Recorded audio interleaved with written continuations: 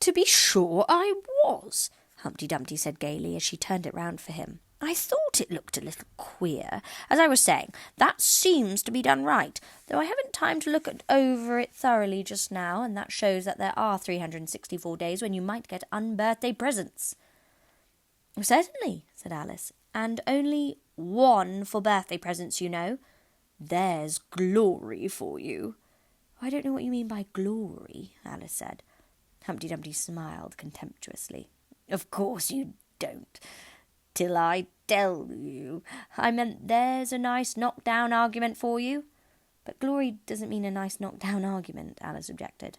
When I use a word, Humpty Dumpty said in a rather scornful tone, it means just what I choose it to mean, neither more nor less. The question is, said Alice, whether you can make words mean so many different things. The question is, said Humpty Dumpty, which is to be master, that's all. Alice was too much puzzled to say anything, so after a minute, Humpty Dumpty began again. They've a temper, some of them, particularly verbs. They're the proudest. Adjectives you can do anything with, but not verbs. However, I can manage the whole lot. Impenetrability. That's what I say. Would you tell me, please, said Alice, what that means? Oh, now you talk like a reasonable child, said Humpty Dumpty, looking very much pleased. I meant by impenetrability that we've had enough of that subject, and it would be just as well if you'd mention what you mean to do next, as I suppose you don't mean to stop here all the rest of your life. Well, that's a great deal to make one word mean, Alice said in a thoughtful tone. When I make a word do a lot of work like that, said Humpty Dumpty, I always pay it extra. Oh, said Alice. She was too much puzzled to make any other remark. Ah, you see 'em come round me of a Saturday night. Humpty Dumpty went on, wagging his head gravely from side to side. For to get their wages, you know. Alice didn't venture to ask what he paid them with, and so, you see, I can't tell you. You seem very clever at explaining words, sir, said Alice. Would you kindly tell me the meaning of the poem called Jabberwocky? Let's hear it, said Humpty Dumpty. I can explain all the poems that ever were invented and a good many that haven't been invented just yet. This sounded very hopeful, so Alice repeated the first verse. 'Twas brillig and the slivy toves did gyre and gimble in the wabe, all mimsy were the borrow groves, the borrow goves, and the mome raths out grabe. That's enough to begin with, Humpty Dumpty interrupted. There are plenty of hard words there. Brillig means 4 o'clock in the afternoon, the time when you begin broiling things for dinner. Oh, that'll do very well, said Alice. And slithy? Well, slithy means lithe and slimy. Lithe is the same as active. You see, it's like a portmanteau. There are 2 meanings packed up into one word. Oh, I see it now, Alice remarked thoughtfully. And what are the toves? Well, toves are something like badgers. There's something like lizards, and there's something like corkscrews.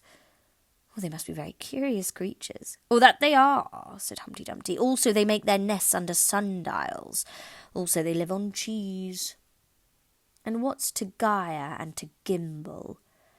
To gyre is to go round and round like a gyroscope. To gimble is to make holes like a gimlet. And the wabe is the grass plot round a sundial, I suppose, said Alice, surprised at her own ingenuity. Of course it is. It's called wabe, you know, because it goes a long way before it, and a long way behind it. And a long way beyond it on each side, Alice added. Exactly so. Well then, mimsy is a flimsy and miserable. There's another portmanteau for you. And a borrowgove is a thin, shabby-looking bird with its feathers sticking out all round, something like a live mop. And then mome raths, said Alice. I'm afraid I'm giving you a great deal of trouble. Well, a rath is a sort of green pig, but mome I'm not certain about. I think it's short for from home, meaning that they'd lost their way, you know. And what does outgrabe mean? Well, outgribing is something between bellowing and whistling, with a kind of sneeze in the middle. However, you'll hear it done, maybe down in the wood yonder, and when you've once heard it, you'll be quite content. Who's been repeating all that hard stuff to you?" "Oh, I read it in a book," said Alice. "But I had some poetry repeated to me much easier than that. By Tweedledee, I think it was." "As to poetry, you know," said Humpty Dumpty, stretching out one of his great hands, "I can repeat poetry as well as other folk, if it comes to that." "Oh, it needn't come to that," Alice hastily said, hoping to keep him from beginning. "The piece I'm going to repeat," he went on without noticing her remark, "was written entirely for your amusement." Alice felt that in that case she really ought to listen to it, so she sat down and said, "Thank you," rather sadly. "In winter when the fields are white, I sing this song for your delight. Only I don't sing it," he added as an explanation. "Oh, I see you don't," said Alice. "If you can see whether I'm singing or not, you've sharper eyes than most," Humpty Dumpty remarked severely. Alice was silent. "In spring, when woods are getting green, I'll try and tell you what I mean." "Oh, thank you very much," said Alice. "In summer, when the days are long, perhaps you'll understand my song. In autumn, when the leaves are brown, take pen and ink and write it down." "I will if I remember it so long," said Alice. "You needn't go on making remarks like that," Humpty Dumpty said. "They're not sensible, and they put me out."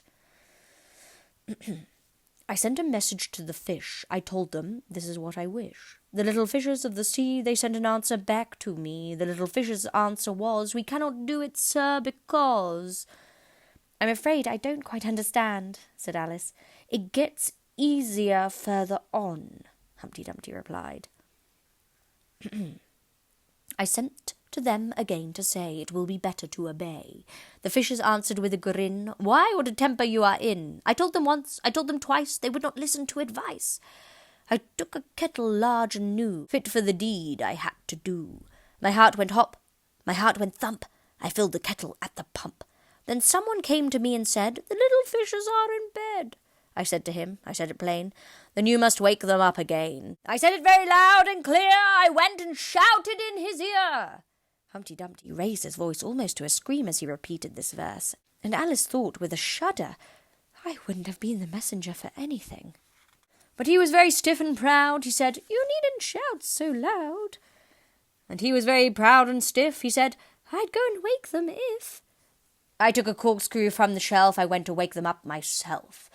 And when I found the door was locked, I pulled and pushed and kicked and knocked. And when I found the door was shut, I tried to turn the handle, but— There was a long pause. "Is that all?" Alice timidly asked. "That's all," said Humpty Dumpty. "Goodbye." This was rather sudden, Alice thought, but after such a very strong hint that she ought to be going, she felt that it would hardly be civil to stay. So she got up and held out her hand. "Goodbye, till we meet again," she said as cheerfully as she could. "Shouldn't know you again if we did meet," Humpty Dumpty replied in a discontented tone, giving her one of his fingers to shake. "You're so exactly like other people." "Oh, the face is what one goes by generally," Alice remarked in a thoughtful tone. "That's just what I complain of," said Humpty Dumpty. "Your face is the same as everybody has, the 2 eyes, so," marking the places in the air with his thumb, "nose in the middle, mouth under, it's always the same. Now, if you had the 2 eyes on the same side of the nose, for instance, or the mouth at the top, that would be some help." "It wouldn't look so nice," Alice objected, but Humpty Dumpty only shut his eyes and said, "Wait till you've tried."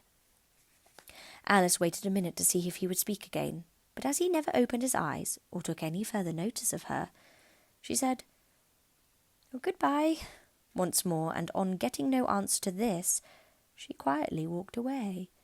But she couldn't help saying to herself as she went on, "Of all the unsatisfactory—" She repeated this aloud, as it was a great comfort to have such a long word to say. "Of all the unsatisfactory people I ever met." She never finished the sentence, for at this moment a heavy crash shook the forest from end to end.